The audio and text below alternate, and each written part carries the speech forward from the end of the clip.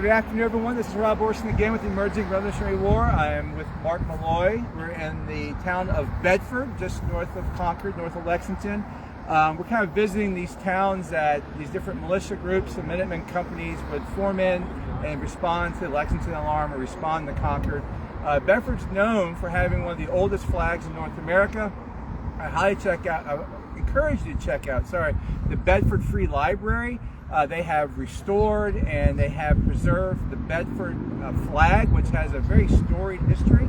You can kind of see it here on the Patriot Monument here in Bedford, put up about 25 years ago, representing some of the militiamen that turned out here from Bedford to the alarm. He's actually carrying the flag, which actually was a cavalry troop flag, but the flag, as I said, is preserved in the library. And there's a lot of debate about, was this flag carried at the Battle of Concord or along Battle Road that day, April 19th. Different oral histories. Mark, talk a little bit about the oral history about the flag and what it was used for. So the flag, and you can see it up there, it's actually recreated pretty nicely on this monument. It has a hand, an armored arm coming out from the clouds holding a sword with a scroll work that says in Latin, "Conquer or die." The flag, we know, does exist. We just saw it at the library, and it is one of the oldest flags in British North America. It dates to the early 1700s. It was a militia flag.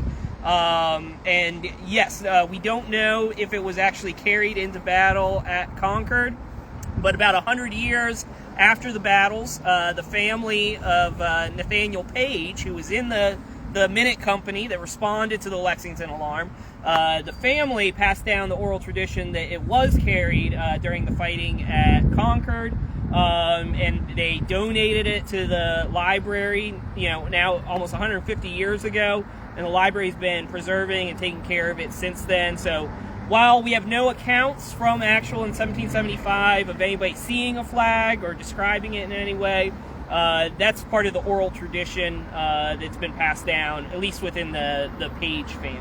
Yeah, and either way, it's a symbol of April 19th, 1775 for this community of Bedford and for many other people around here when they commemorate Patriots Day. It's a beautiful, beautiful day today. It's going to be a beautiful weekend. We imagine we're going to see thousands of people. Like I said, right now we're just going around in some of the towns and villages around Lexington and Concord and visiting some of the sites that are marked. There's a lot of monuments and markings in this area talking about where the militia companies, where the Minuteman companies are meeting and mustering and heading down to Lexington and Concord. And Bedford's just one of many.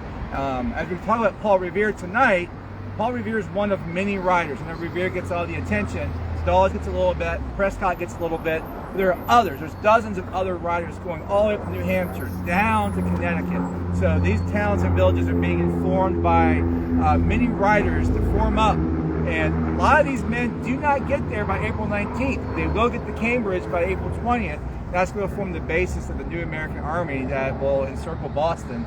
And then, of course, George Washington becomes commander of that army in June '75. So stay with us. We're doing some more videos. We're heading to the Scottish Rite Masonic Museum next.